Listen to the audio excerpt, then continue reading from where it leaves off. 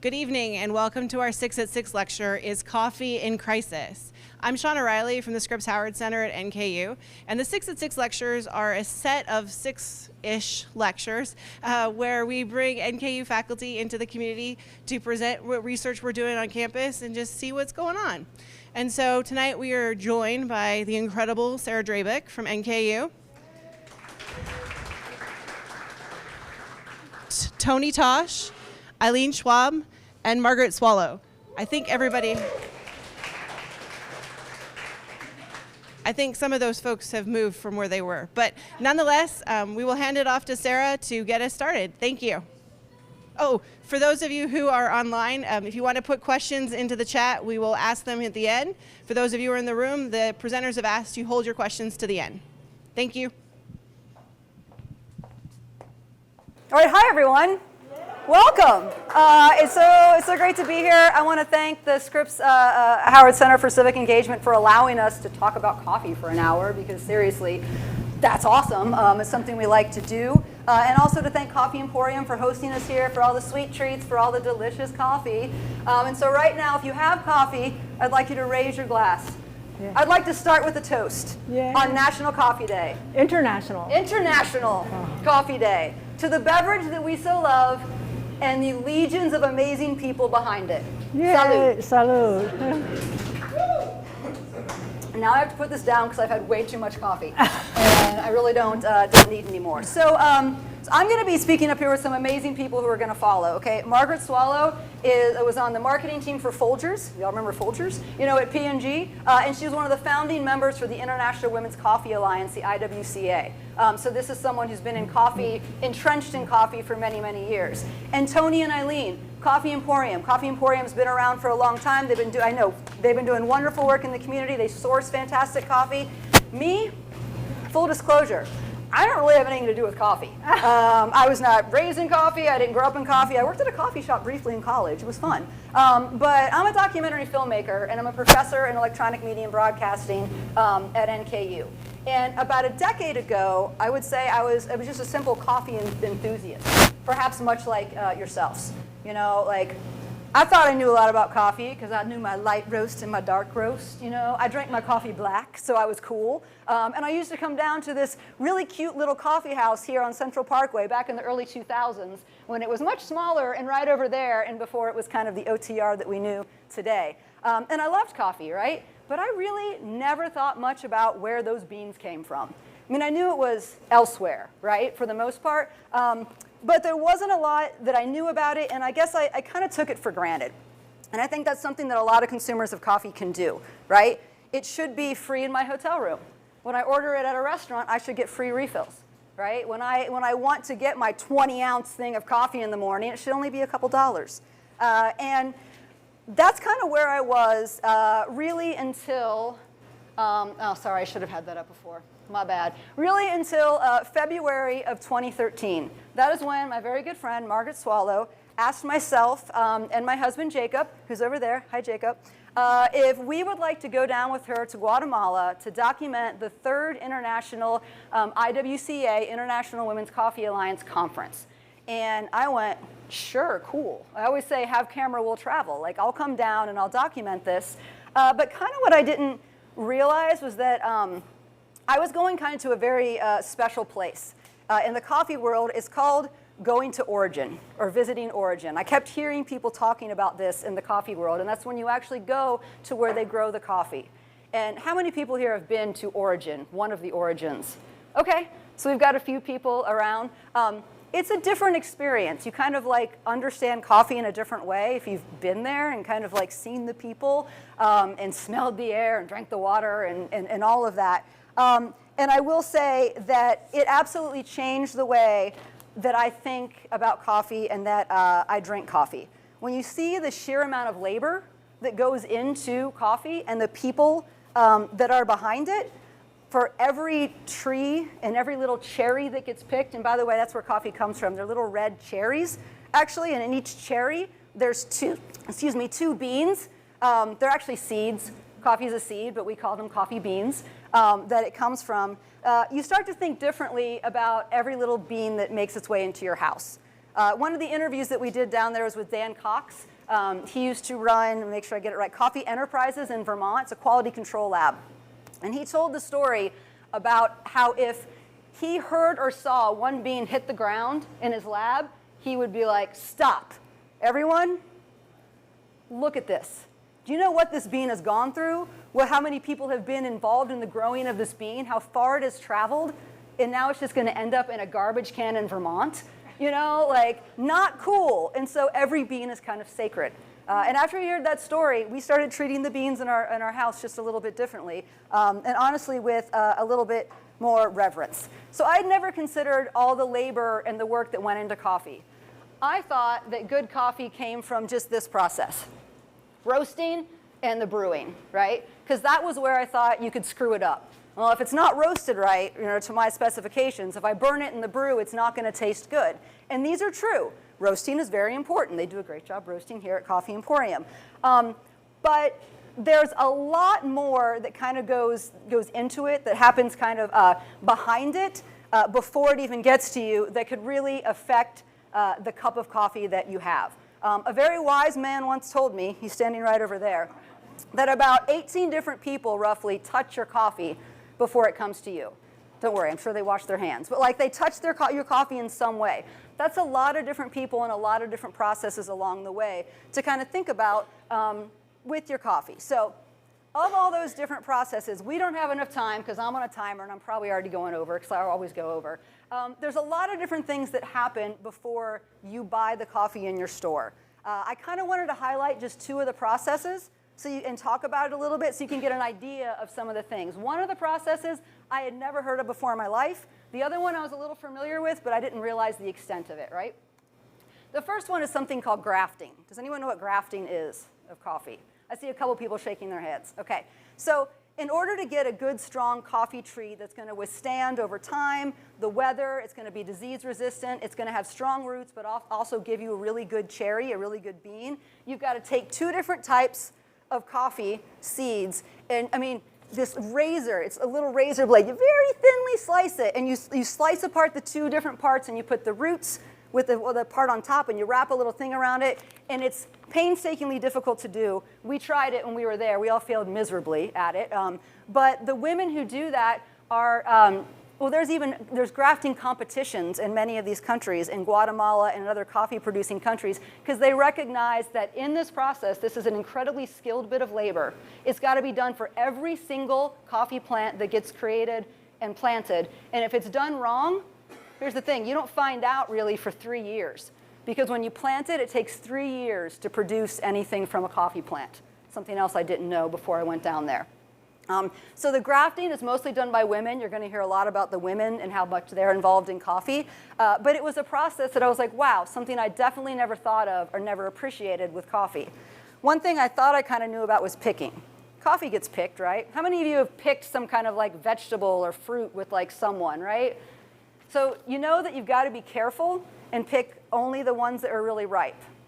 Same thing with coffee, except it's a little bit more to the extreme. First of all, a lot of these coffee plants are on, well, I would call them cliffs. They would just call them hills, because they're used to it, of where they have to go to pick it. But all of this coffee ripens at a different time. Harvest is from September to roughly February, and so you have to go back to the same plant, like sometimes 3, 4, 5, 6 times to be able to get all of the red beans. It's painstaking labor, especially when, here's just a little bit video of just a tiny part of a farm of a drone. This is one part of Olga's farm, Los Andes farm down in Guatemala. These are all tiny little trees, tons and tons and tons of them. They go up here, they go down there. And so the idea that you don't just go through and pick by hand once, but 6 times, that's a lot of labor.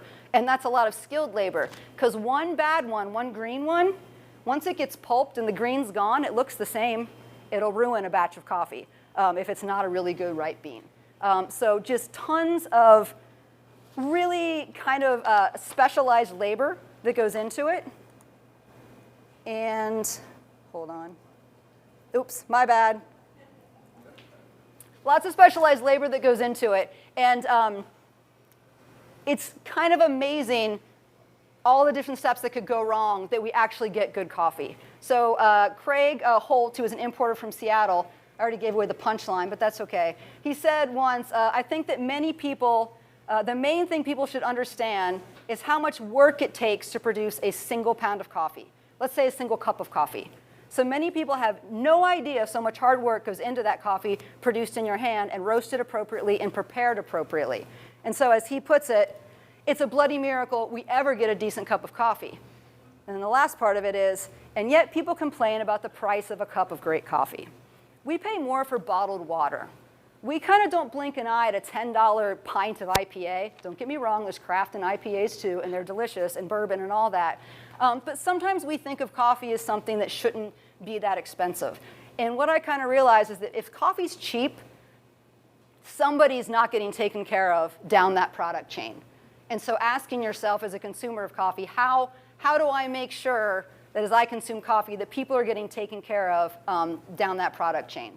So part of my work over the past decade in coffee, and specifically with the IWCA, is to really document the stories of the people that are involved in the coffee, and to look at the challenges they face and kind of how they're overcoming them, and what we should know really as consumers to make sure that we support good coffee, that we want to keep good coffee around. Because there is a lot of labor in it. And some small farms and even medium-sized farms, because of the labor costs and how much they're raising, you'll hear more about this later, but they're starting to say it's not worth it. And they're going, I'm going to grow quinine. I'm going to grow avocados. I'm going to grow bananas. And as a consumer of great coffee from some of these medium-sized, amazing farms, I don't want to see that happen. And I'm sure because you're here, you probably don't want to see that happen either.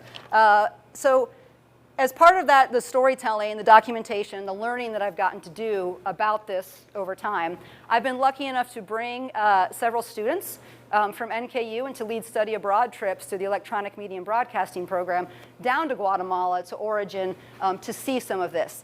Shout out to other Professor Chris Strobel, who has also been down to Origin and definitely brought students down there. And we have some students in the room right now who I know have been there. I want to show you a short film, the most recent documentary that was made by some of the students that highlights some of the issues that are currently facing coffee. Abby Murphy is here somewhere. Chloe, are you here? There's Chloe Wisman's back there. Austin's not here, but also as part of that team, Gracie, Marcus, and Miles Mouth Sauer, right over there.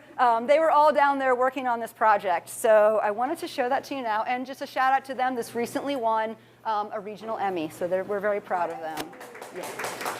That's some of them up there right now. Okay. Over 2 billion cups of coffee are consumed every day around the world.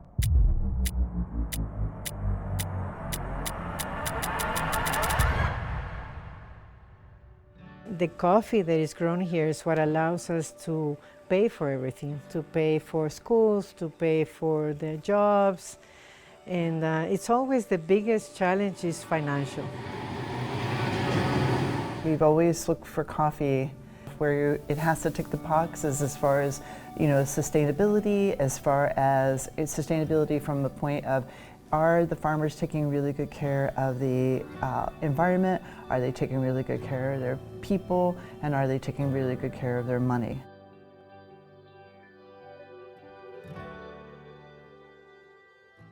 Coffee producers have been facing a lot of problems with coffee diseases that are a consequence of climate change. Obviously, they have variations in the climate, no? But it's very difficult to know what to do about it. My name is Jaime Freire, and I am more or less the administrator of the farm. Jaime has been key in experimenting with new varietals that can have better prices and they can support more the diseases. Yeah. We have big challenges with fungus diseases, with what is called ojo de gallo. We also have the leaf rust or the roya. So we try to plant different varieties all the time. In Anacafe, for example, they're bringing new variety. We are innovative in technology, in processes. We have a laboratory, which is one of the most advanced in Guatemala. We have some technology that innovates in how to take care of the farm, how to fertilize the farm, what's the best process in the coffee. We're trying to identify each species of coffee so you know what you have in your farm, and also what Roya strain your farm has, so that the coffee producer can fight back with the correct correction methods. You have to be constantly innovating what is going to give you a support to confront these diseases. And one thing, first of all, is grafting. They take a Robusta variety for the roots and an Arabica variety for the top, so that you have always a good cupping and a good flavor coffee, but you have the strength for supporting diseases. Ponemos esta raíz de Robusta abajo. ¿Por qué razón? Para que el Robusta pues nos brota más raíz y para que no le pegue la enfermedad, que es el mal de tayuela.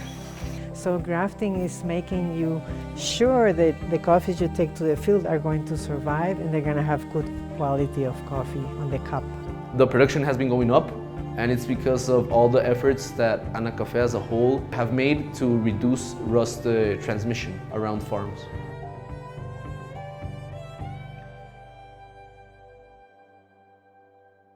Most coffee is grown in developing countries. Most coffee is consumed in the US, Western Europe, Japan, very developed countries. The biggest problem now is a lot of people going to the US, so we don't have too much people now in Guatemala to work in the coffee or in the agricultural things. People go to the city or go to the US, earn more money there than here. Now it's very expensive to have people grow the coffee. Most coffee farms are small family-owned farms. So as the world changes, as economies change, how do you keep that next generation wanting to stay and work on the farm? Because there might be better jobs from their point of view, in the city or perhaps even in a different country. So that's really been one of the challenges, is making it a viable livelihood. Families will want to stay on the farm. That next generation will want to be there to grow it, pick it, make sure it's exported correctly, and be proud of that work. I was one of 6 women in the United States that founded the International Women's Coffee Alliance, a nonprofit organization, in 2003. Our mission was empowering women to be in more leadership roles. Women now are taking care of other works on field other than the household. So their burden in work has changed them dramatically.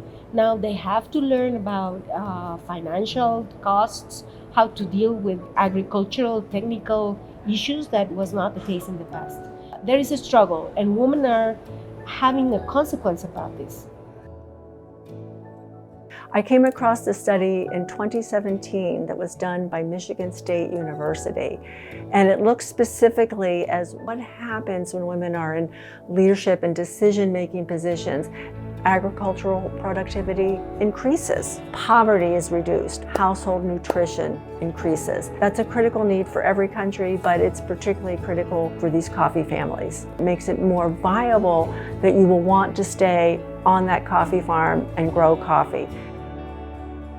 In the Women in Coffee Association from here, we try to help to all women can learn about everything in the coffee industry. Producing, roasting, they can know how can you be the best nutrition for the coffee tree and everything.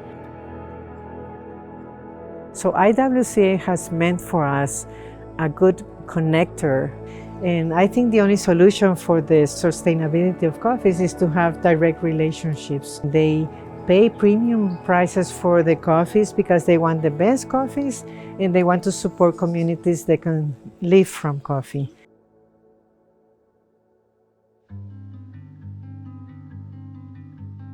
The farmers are motivated to have really great quality coffee. Now specifically with Olga Hazard's family, meeting with somebody who is of like mind to saying like, we feel like we have a really good cup of coffee. We love the way your coffee looks and how we can roast it and put it into a cup.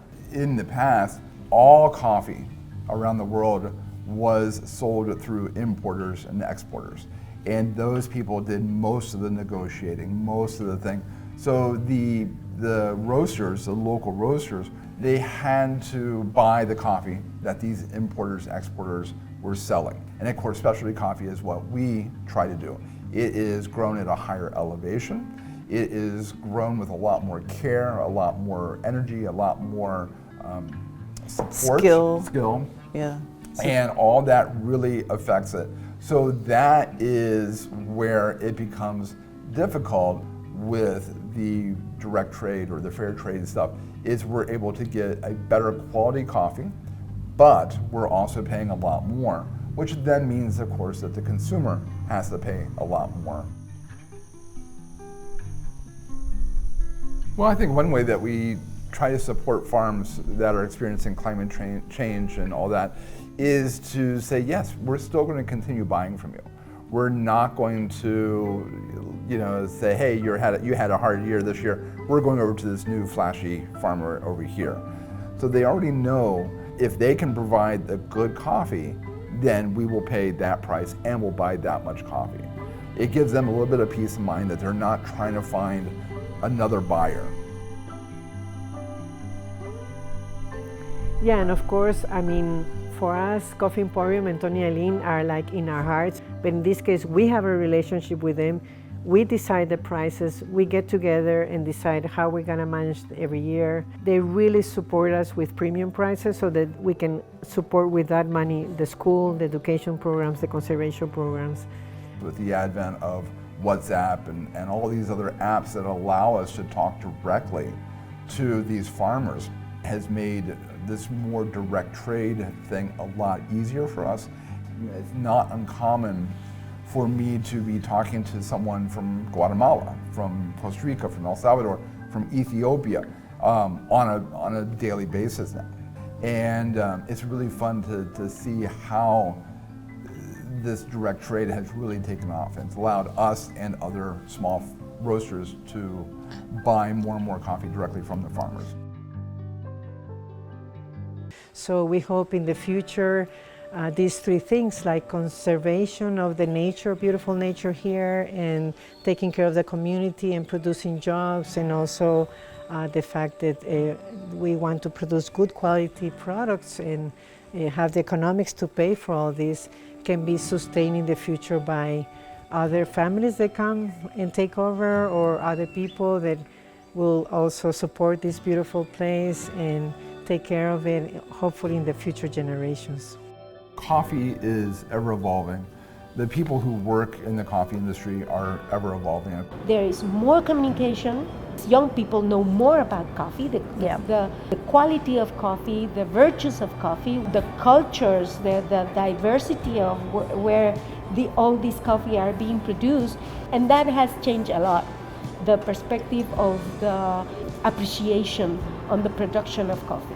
Of all the products in your life, coffee is probably the most handcrafted in today's world, and that is something that I don't think we should take for granted.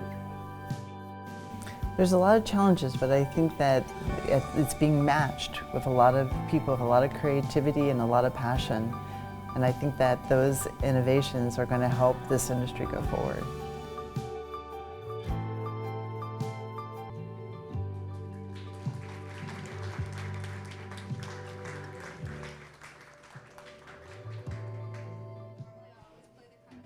But you probably can't read these, and in the interest of time, we're going to move on. And I want to pass the mic over to Margaret Swallow. Now that you've got a good background of things, she's going to dive a little bit deeper into some issues with coffee. So Margaret. Great, thank you, thank you.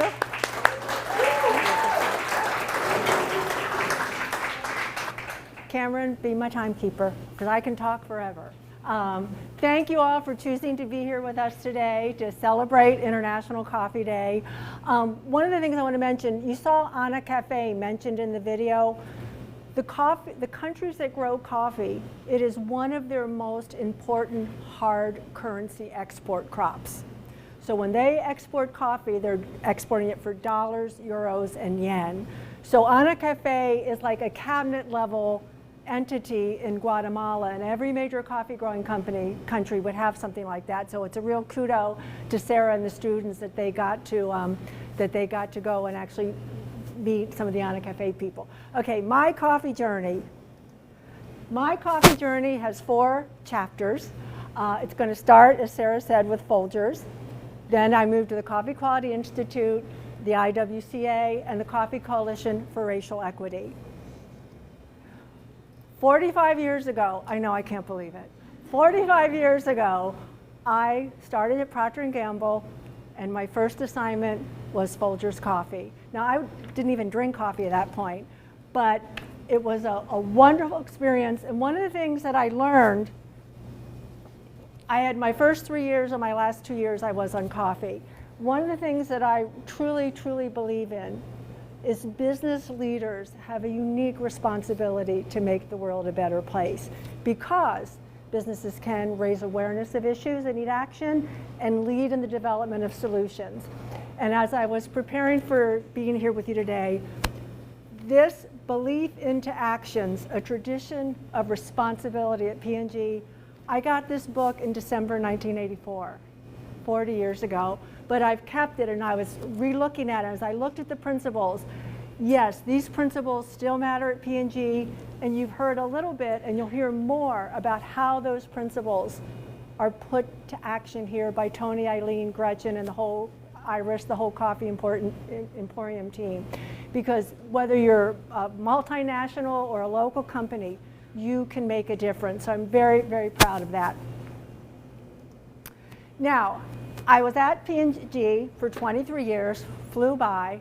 My final 2 years at P&G, I was back in the coffee business. I did some stuff in between. And at that point in time, which was early 2000s, coffee, it's a globally traded commodity. It's traded on the New York Stock Exchange, it's traded on the London Stock Exchange. So supply and demand is a huge factor. At that point in time, supply was kind of greater than the demand, so coffee prices were at historic lows. Well, who was the biggest buyer of green coffee at that point in the United States? Folgers, P&G, because there's a lot more coffee sold in grocery stores than sold at specialty shops like here. So I got very involved with, okay, what are we as a large corporation, as a large buyer of coffee, what is our responsibility?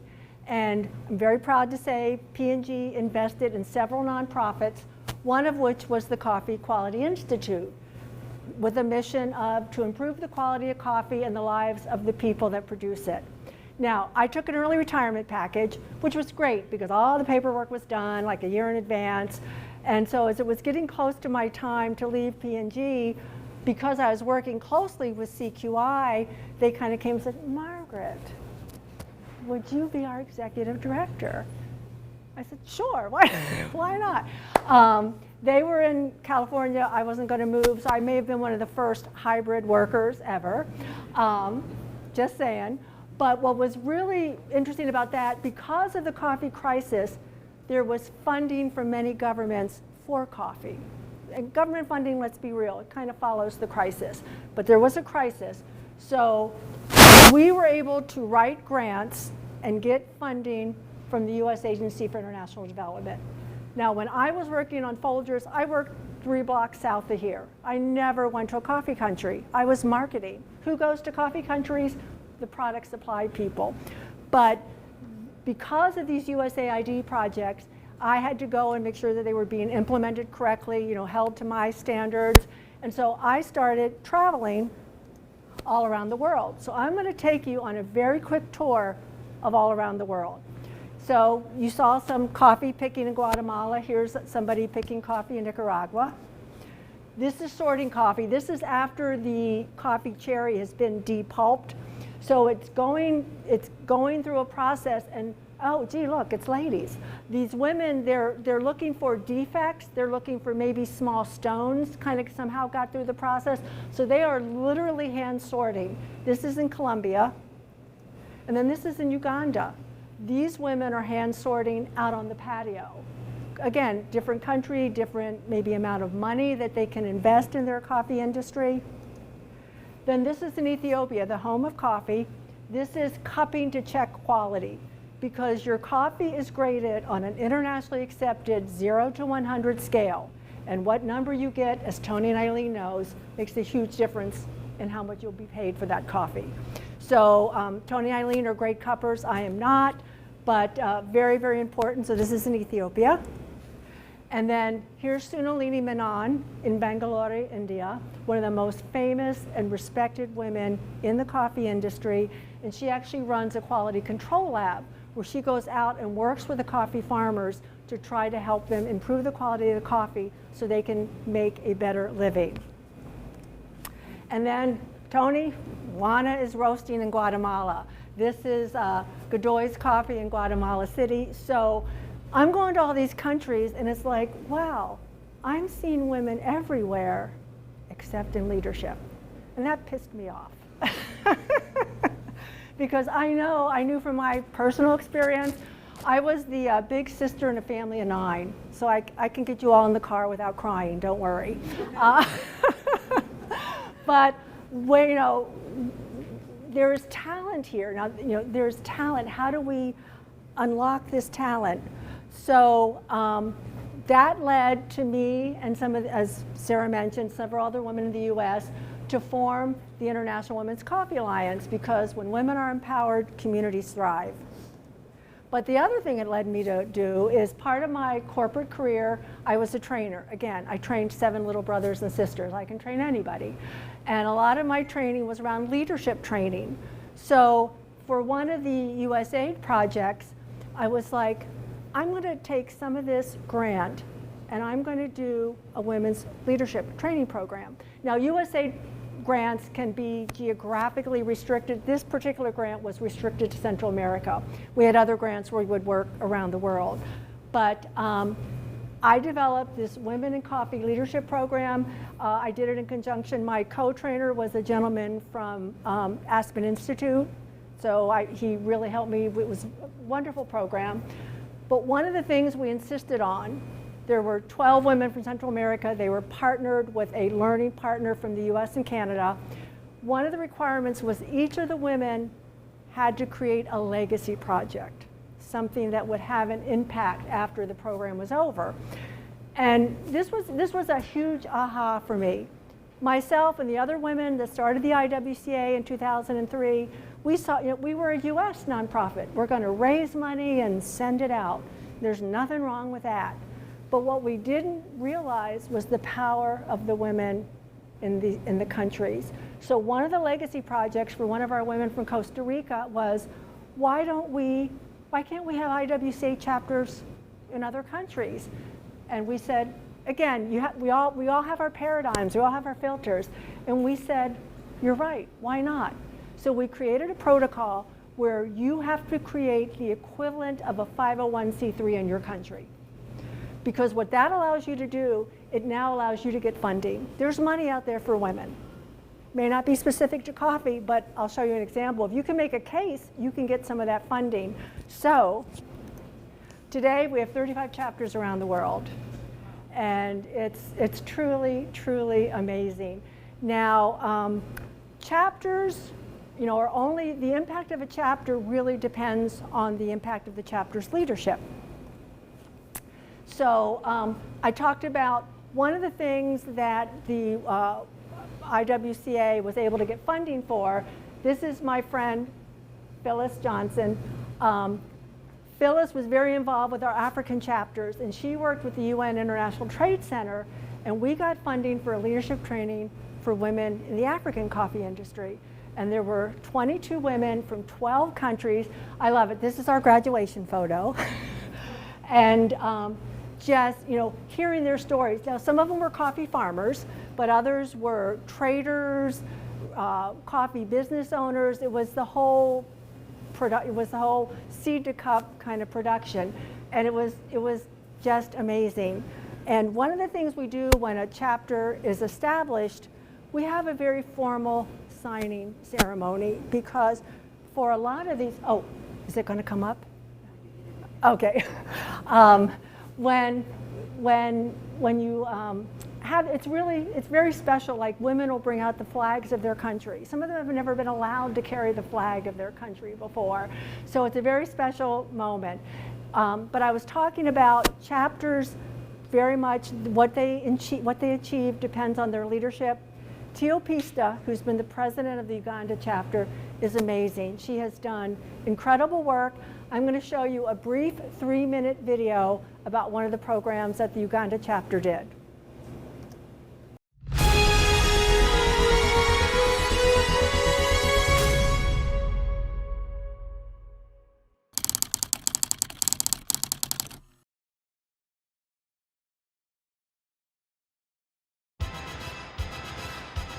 From cultivation and processing to roasting and consumption, the coffee value chain starts right from high-tech specialized labs, where disease-resistant materials are developed to ensure quality and good harvest.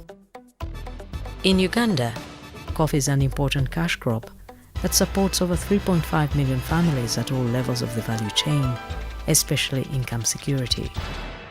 However, women who play a critical role in the coffee sector have had challenges that prevent them from effectively participating and benefiting from this cash crop. With the establishment of the International Women's Coffee Alliance, Uganda chapter in 2010, that lobbies and advocates for the reduction of barriers that limit women's effective participation in the coffee value chain, the organization exudes untapped potential for skills development that is a gateway to unlimited opportunities.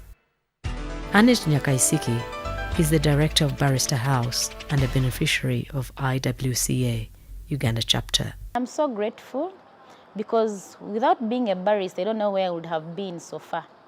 Because I was someone who joined barrister when I was just a school dropout. But if today I see myself going to countries, I even ended up going to my dream country, which was US. But through IWCA, because they are the ones who connected me, they are the ones who have, actually they are my can I call them my parents? May Bondagire holds a bachelor's degree in hospitality management. But today, because of IWCA, she's one of the young women who earn their living from the coffee sector. Ndagire is the proprietor of the Gold Pearl coffee brand. She joined IWCA in 2018.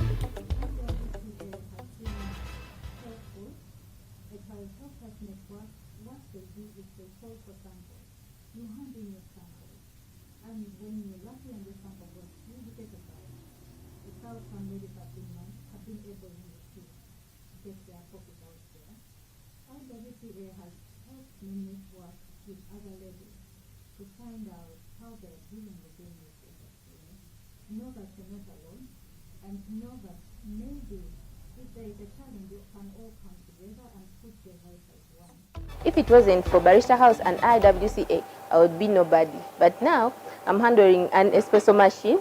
Most of clients come here and ask what's that. But me, I know how to operate it.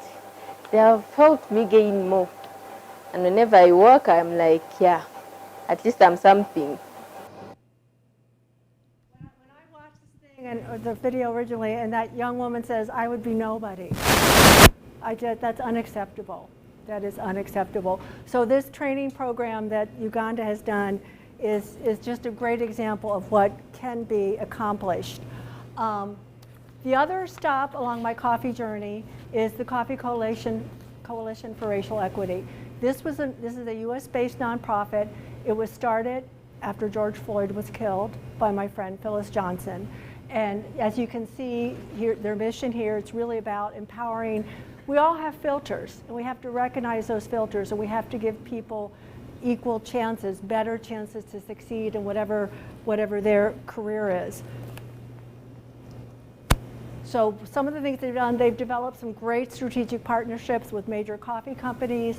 They do education, they do mentorships, and they do webinars. And on the CCRE website, you can see some of their webinars. And although I haven't met these people in person, I feel like I've gotten to know some of these amazing just people of all ages and everything, and their role in coffee. So very inspirational. But pop quiz, what's the impact on the US economy? Anybody want to throw something out? Excellent, Becky. Excellent, Becky. But coffee's huge. This is from a study by the National Coffee Association, which is the big trade association for the U.S. You know, we spend over $300 million a day on coffee, Tony and Eileen. I hope we. I know that. Yeah, we support millions of jobs. We generate, you know, significant wages. And again, I'm very proud of Tony and Eileen and how they treat their employees with great respect. And you can see Bill Murray, the CEO of the National Coffee Association. It not only fuels our daily lives, but it brings us together, and that's so important. But I want to call out a challenge we're facing, because Professor Drabik says we've talked a little bit about the crisis. Okay. You saw it. You saw Olga and some of the individuals, and Tony, Eileen.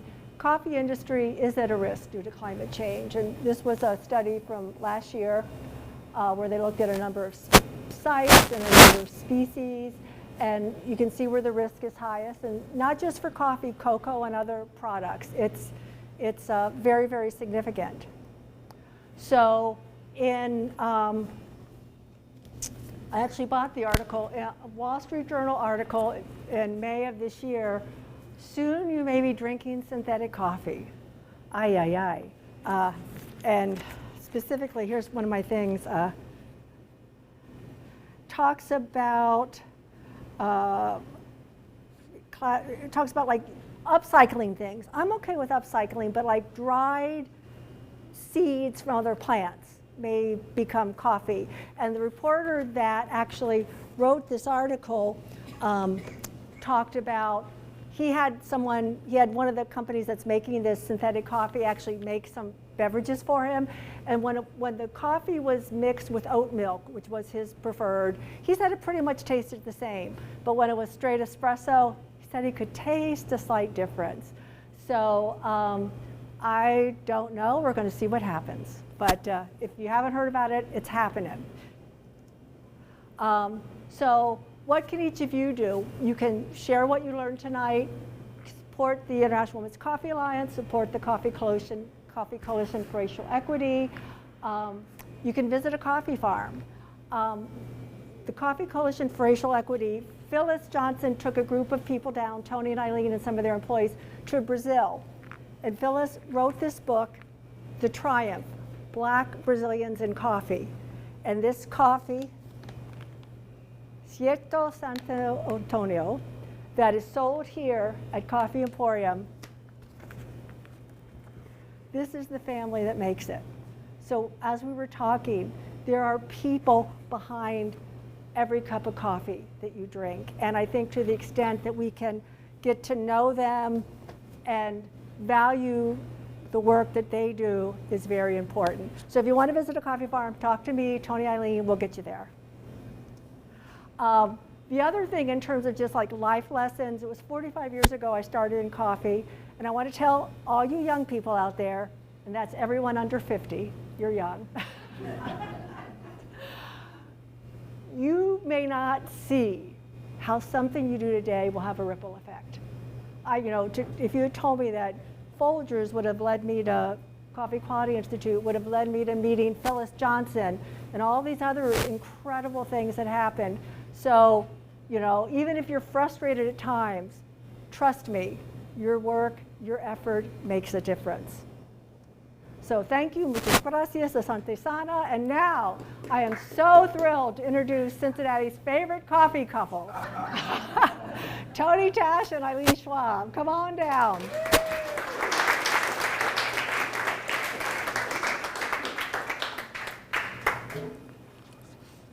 Thank you.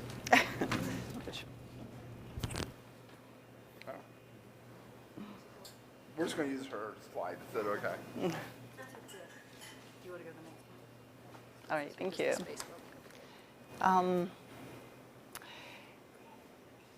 I have to start with gratitude. Okay, so one of the things that I think you hear in the overall message that great coffee doesn't just happen. It doesn't just happen. It takes the hardship and a lot of intentionality along the chain. And I wanted to recognize here tonight one of our cafes are the heart of our business. They're the places where we showcase where our coffee is. And one of the people here tonight has done tireless work in making sure the cafes run operational and is the head of our cafe education for our barista, Gretchen Van Schenk.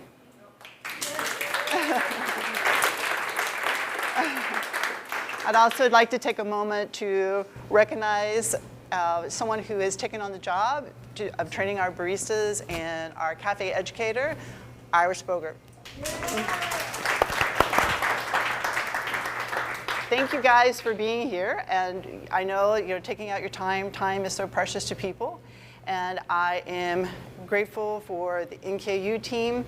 One of the things that you hear is that the film team, NKU, for investing in these guys getting excited about wanting to tell the coffee story, because that's also going to help, because the more we know, the more that we can make really informed and great decisions. I'd also like to thank Professor Drabik. My goodness, you've come a long way. I am so proud. Well, I remember her when she just would sit at the corner back there. I am so proud of your sipping on that one cup of coffee all day long. I am so proud of your education now in coffee. I think the four of us would grant you your bachelor's in coffee now. So very, very thankful. Thankful for telling the story. I want to ask you guys, if you show of hands, like, when you guys wake up, in the day, how many of you think about what you're going to do today and how that's going to impact the environment? How many have that on their mind? I was hoping to see a little bit more, but I get it. Okay, for the few of you who are just kind of thinking about it, how many of you actually act on it? Do you think about it and you actually do something like, you know what, I'm actually just going to walk there. I'm not going to get in my car. I'm going to take my bags in with the grocery store with me. Okay, so one of the things that when you come into this industry, the coffee specialty industry, you have this kind of on your mind because for those of us who fell in love, and by the way, this was oops, I don't know. I'm not the person who should be operating this. Over here. I can just drive for you. Thank you. Someday you'll get my degree in this, right? There you go. Yes, absolutely. Except now, I can't take it. Okay. Yay. All right. This is the sunset. Sunrise. Sunrise. This is sunrise. That was taken at 5 o'clock in the morning. Olga, we were at Finca Los Andes, and that is the pictures of the Eileen volcano.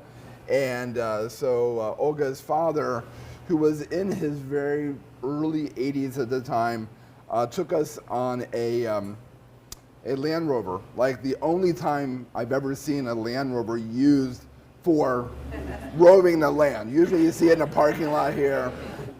And we were going up and down, and we got sick by the time we got to the top of this hill. But when we got there, he said, "Now just watch." And so this is actually the screensaver on my computer, because I think I'm quite proud of it actually. So anyway. So those of us who fell in love with coffee and wanted to share the coffee as a connector in their community also share the responsibility of how coffee became so plentiful. Coffee thrives in the same climates that rainforest enjoys. Part of the rainforest has been overturned for coffee. Okay, so you see the beautiful rainforest or the beautiful tropics where the coffee plants are growing. In the 1880s, as it became a profitable commodity, a lot of the rainforest was torn out for coffee plants. This happened well before we were, even thought about. In the 1880s, when you think about the Earth, 15% of it was rainforests. Today, it's 6%, and it's dwindling faster. Like when you're in this specialty coffee industry, you come into it well knowing that you owe a lot to Mother Nature. because of the damage that has been done before we got there. Now, without the rainforest being there, you can also see, and granted, it's not just coffee that did it, guys. You know, there's a lot of like lumber, cocoa, that has led to the destruction of the rainforest. And they, because the rainforest isn't there, it's part of the reason why we're seeing some of the climate issues that we have going on. And so we already, I mean, the good news is when we came into this business, this was heavy on our mind. Now it's even more heavier on our mind. When we first came in, like some of the things that we looked at is like, what do we change from a cafe level? You know, and from a cafe level, it's like some of the things we looked at is, believe it or not, we go through a lot of milk. I don't know if that's a surprise to anybody. And milk is kind of a passion of mine, so I kind of grew up on a farm, and reaching out to a farmer who had local milk. He's a few miles out of Columbus. He only has 80 cows. They have an heirloom DNA. He is a biodiverse farm. He has minimal processing, and it allows for, it's a win-win situation because it also allows for the milk to have a lot more nutrients in it than it would if it was homogenized, like conventional milk is. We also were the first adapters to get compostable cups. That was a mixed blessing. I think we learned a lot, and I think we also gave the industry a lot of information as the cups actually started composting in our guest car when it was hot. And our guests were super sweet about it, but we have since turned to recyclable cups, but we are still in the process of figuring out how can we reduce that from a paper source. And even today, Gretchen was meeting with one of our suppliers and talking about how can we do better? How can we do better? Buying local produce, supporting businesses that we know who the owner is, who are here personally, so they also don't travel the distance. So those are things that when we start our day that we are thinking about, and then not only thinking about it, also acting on it. It feels like the greatest good we have done is having direct relationships with our coffee farmers. And having these relationships with our coffee farmers feels like it is a way to work in a partnership so that they can do what is best for the land around them. And so in working with them, some of the things that they are seeing, this is their every day.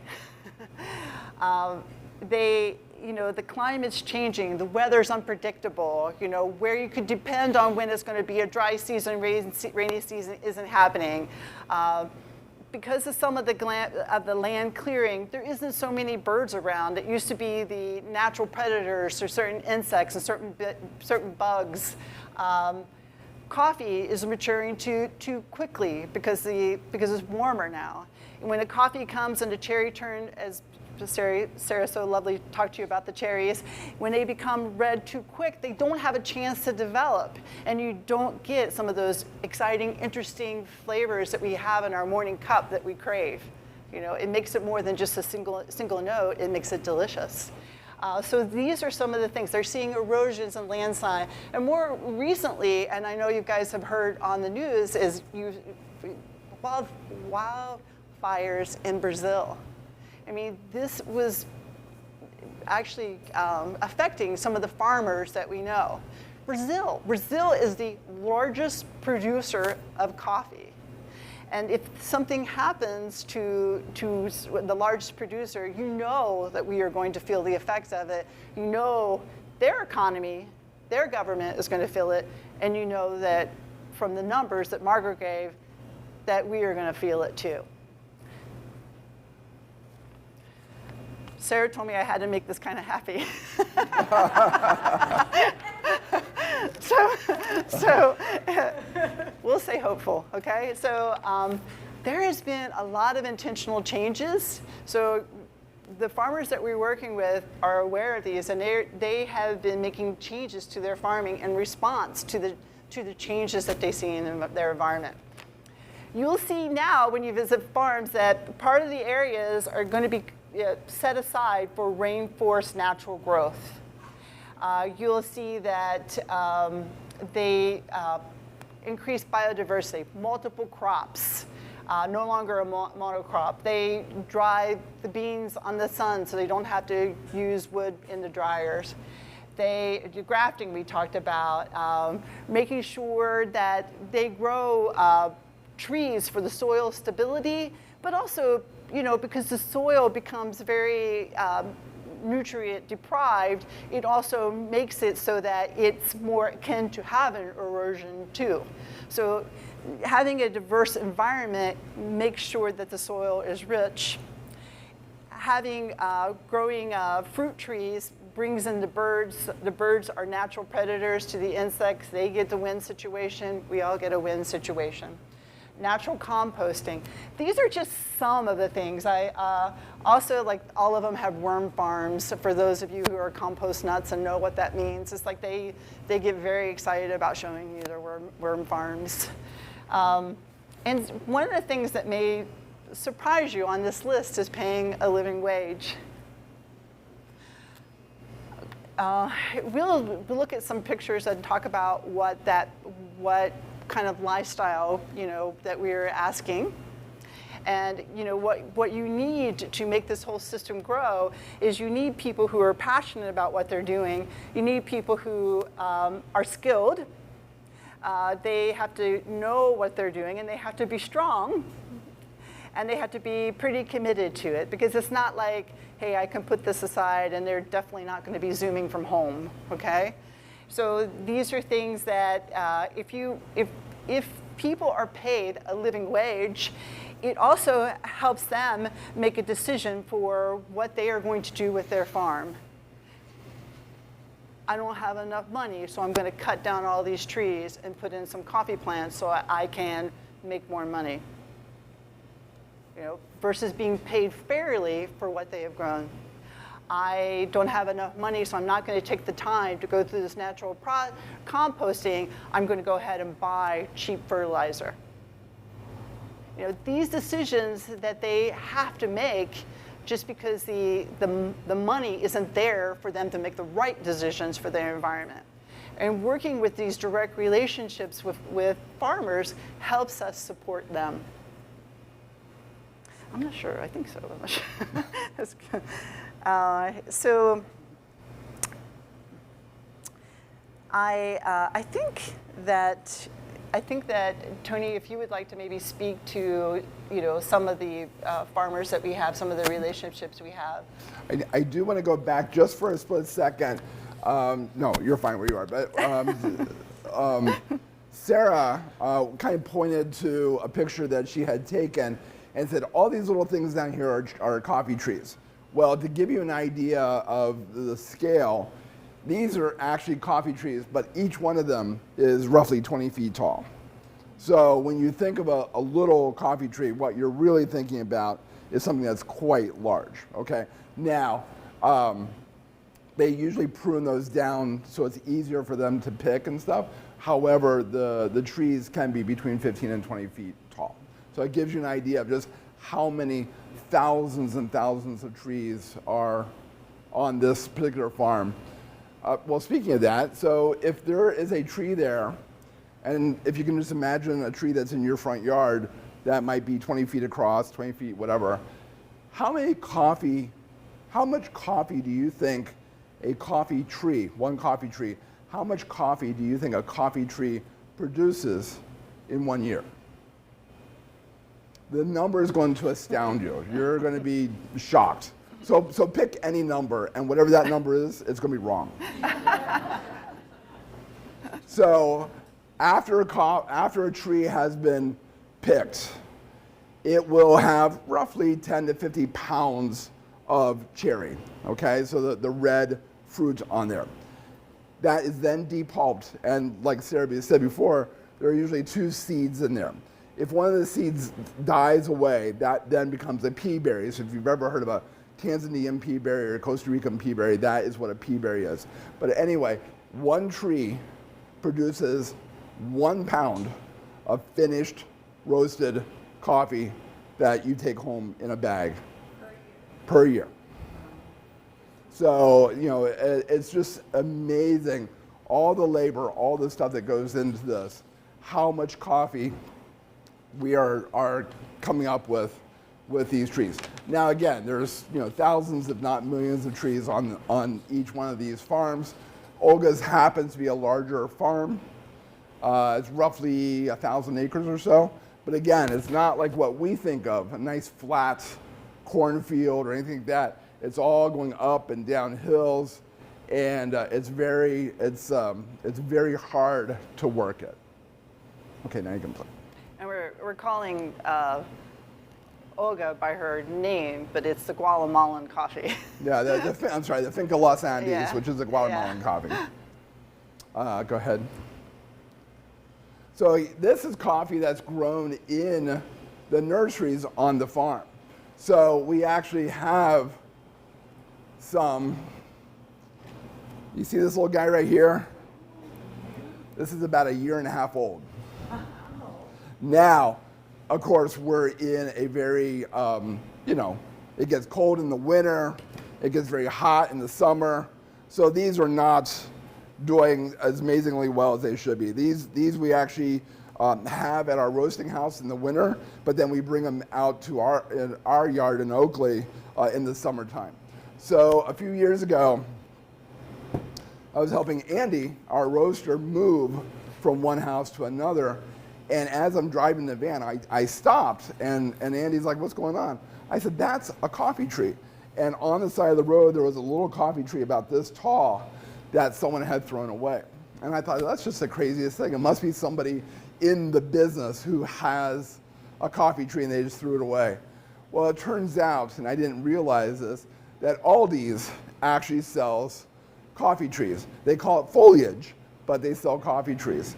So someone must have bought it, you know, 10, 15, 20 years ago, kept it for a while. It was broken. I have since nursed it back to health, and like I said, it's growing.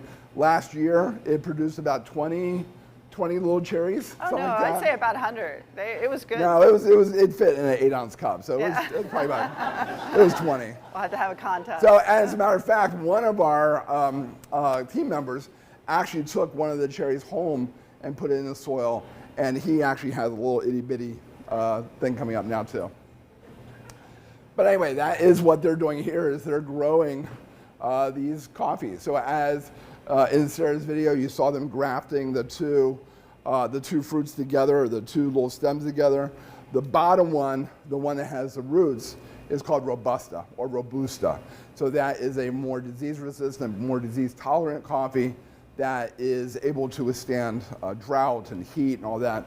But the good tasting coffee, the Arabica or the Arabica, is the actual foliage. And the Arabica is less disease resistant, has lower caffeine. That's why it's less disease resistant. It has it can give you much more complexity than a Robusta. It has to have it grown at a higher altitude, and it's hand-picked. Okay, let's go on to another picture. So again, this is just, so there are many varietals of coffee. There's Caturra, Caraway, there's all kinds of different ones. And each one of those, just like we were talking about earlier, wine, depending on where it comes from in the world. So whether it's South Africa or Australia or France or Italy or California or wherever it comes from, the terroir of the area makes the wine, or in this case, coffee, taste slightly different. So coffees from Central and South, and I'm going to be very general here, coffees from Central and South America tend to be lighter, brighter, more acidic, and a little bit more dances on your tongue. Coffees from Africa tend to be fruitier, tend to have a little bit more strawberry, blackberry, blueberry notes, lemon. And then coffees from Indonesia tend to be fuller bodied, a little bit more earthy tasting. And all those coffees from those areas will have these certain characteristics. We can manipulate that flavor by how the coffee is roasted. And so if you try a coffee that is a light roast, some of our competitors around here will do a light roast coffee, and what you're tasting is more the grassy notes of the coffee. Then there's coffee that is roasted too dark. I don't think we need to mention any names, but there is coffee that's roasted too dark, and what you're doing there is you're taking out the nuances. The coffee will taste very similar. It's like when you have a blackened steak. What you're tasting is the char. You're tasting the roast. And then there's people who roast it perfectly, and that is what we try to do.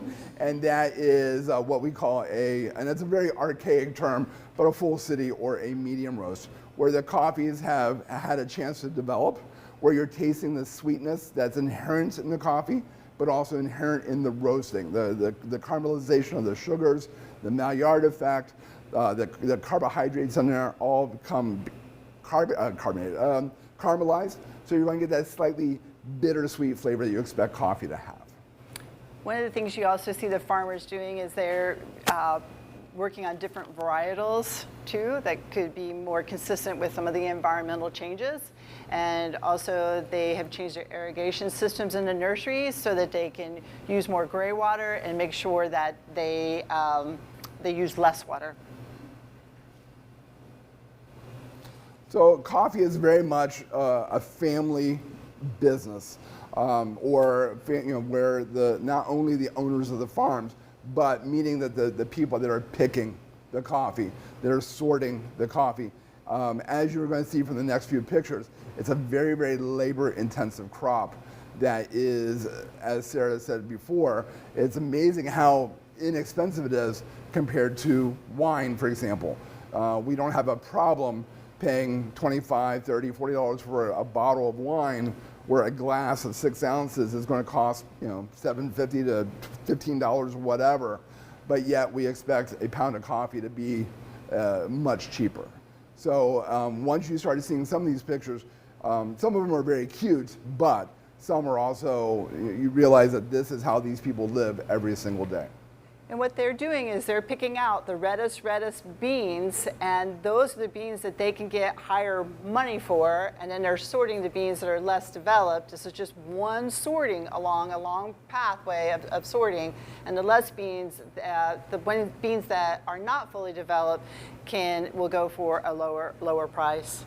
And I think also kind of a relatable numbers to me is thinking about that $10 bottle of wine, and how if you translate that to a pound of coffee, that pound of coffee would be $125. And again, what they're doing here is they're picking the reddest, juiciest, brightest red cherries, and they're putting the green coffee aside. Green coffee is still valuable. It will still be used for instant coffee. It can still be used for lower quality grocery store coffees, but it also can be used for other things where maybe you're looking for the coffee flavor, but you're not looking for the really, really, really nice flavor that coffee should have. And now we're just going to go through some slides and then talk about, like, you'll see people bring their children out. It's a family affair. Would you? It's hand-picked, and they're not synchronized or gross, so you have to be able to, be able to sort it. Dried in the sun. So these pictures right here, the coffee has already been taken out of the fruit. So what you're seeing now is the seed that's still in what's known as parchment or pergamino, and that is drying in the sun to reduce the moisture content. Hardships for fuel for cooking, fuel for warmth. So now this is a fairly young fella here, but you're going to see some pictures here in a second. This is a girl, she's probably about 14 years old. Her grandmother is behind her. You'll see another picture. And it's just, again, amazing. They're carrying the beans to where the dry mill is. This picture here shows, and again, if any of you want to come up to our roasting house, which is just 1 block north, a bag of coffee coffee depending on where it comes from. So if it's coming from Central or South America, it's going to be 69 kilos, 70 kilos, and it's roughly 150 pounds. Coffees from Africa usually are 132 pounds or 60 kilos. If you can imagine putting 150 pounds of something on your head. So the biggest environmental impact. You want me to talk about the farms now? We have a minute. We have a minute? Yeah. What? Buddy. If you're going to do it quick. So we buy roughly 150,000 pounds of coffee a year that is unfinished or that's finished coffee like that. We buy most of our coffee now, about 85% of our coffee, from women-owned farms. So that is Brazil, Guatemala, and Rwanda. We also buy coffee from an Ethiopian, the importer is a woman, and then the other coffees that we buy, the Costa Rica and Sumatra, are actually the Costa Rica is one of our longest relationships, but the ones we're most proud of are the ones that are women-owned, operated, and we deal with. And the reasons being is what you heard what Margaret was saying, how the money stays in a community, how they're making good decisions with it. It's a way of empowering people. And so then the biggest environmental impact that we have made is by establishing these direct relationships with smaller farmers, and what's huge too is educating our team and skilling our team, because if we didn't invest in our team or our team isn't there for us or for you, they're the ones who are showcasing all the work that has been done, before the bean gets into someone's mouth. So they're ones that it's like all the work that's being done is in that lovely cup.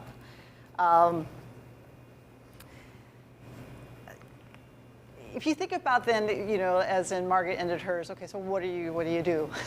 What do you guys can do? Think about where you're spending your money. It's like your money is one of the most powerful ways to vote. Your money is used in making changes needed to have positive impact before it's too late. As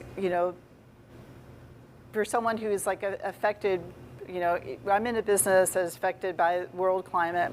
The greatest impact I have is partnering with these farmers and educating and training our baristas to showcase their coffees.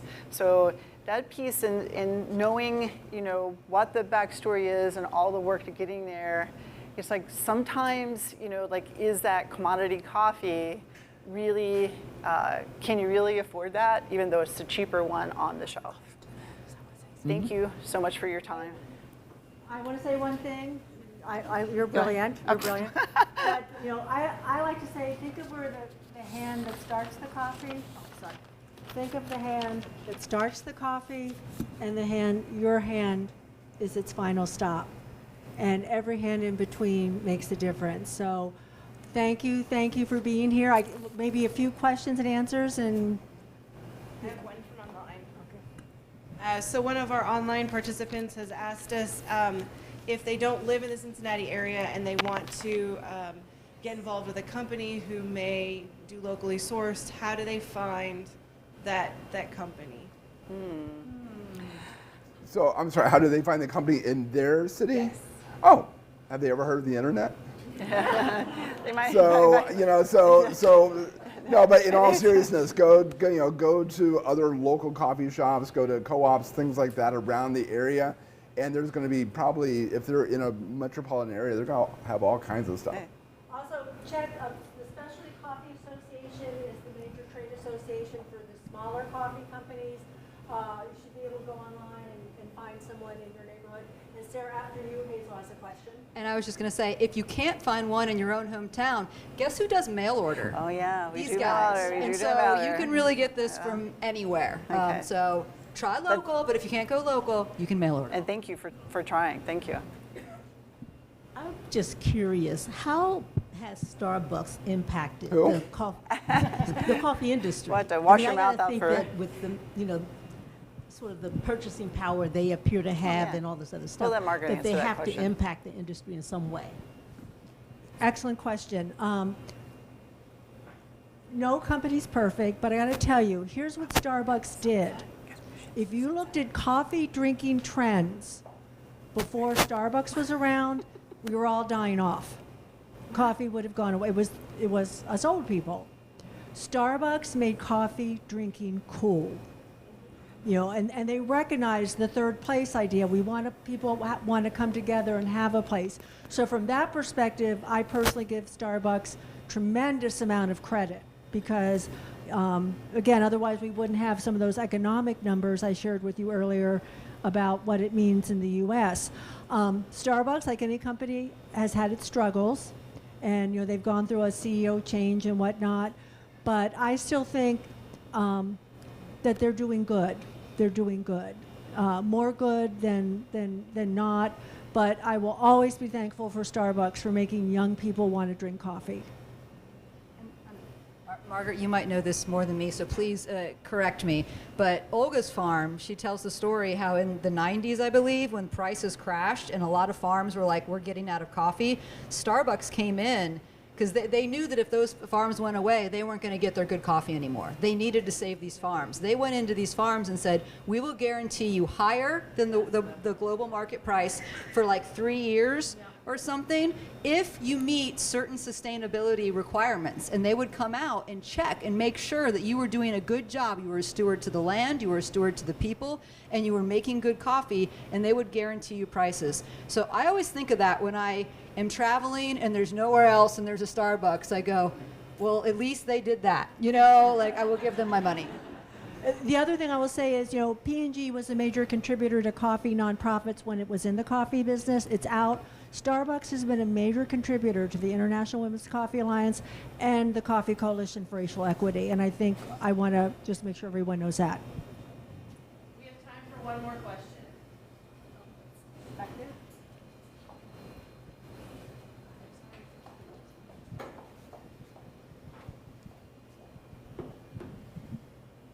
Looking at coffee as a commodity, like you've talked about, it creates a lot of difficult market pressures for the crop as a whole. And talking about providing more living wages, fair trade prices, and providing better prices for coffee, you know, you've talked about looking at it on the lowest level commodity scale as well as specialty coffee providing very high-end crops. How do we change the market in the U.S. to change it from a commodity style market that creates these downward pressures to the farm to be able to change the market, to be able to provide consumers with higher level cost style bases, to provide better wages, to provide better circumstances for farmers and the rest of the supply chain?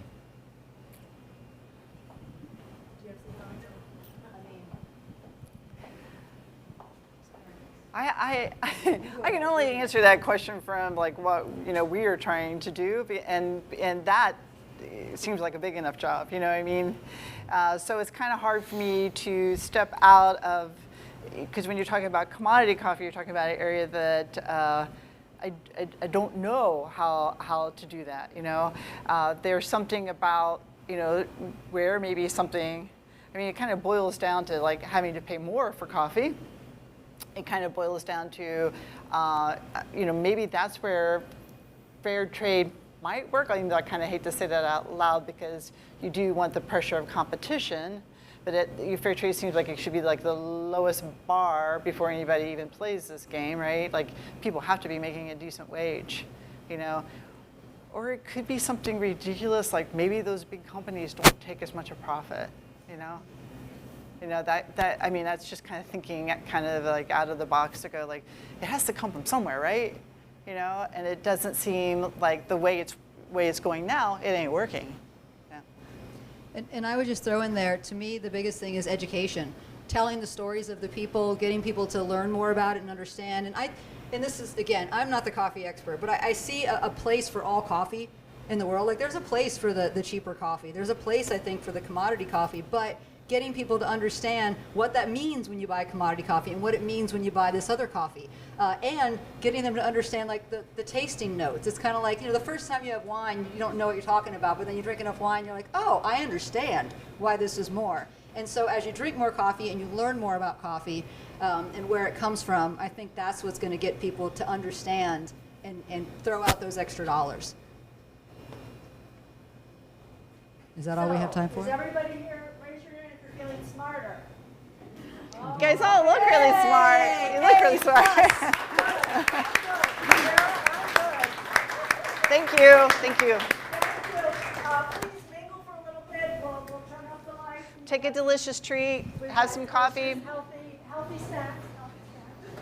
Thank you for joining us for this 6 at 6. We have another one coming up in November on inspiration, something we'll all need in November. So join us for that. Thank you.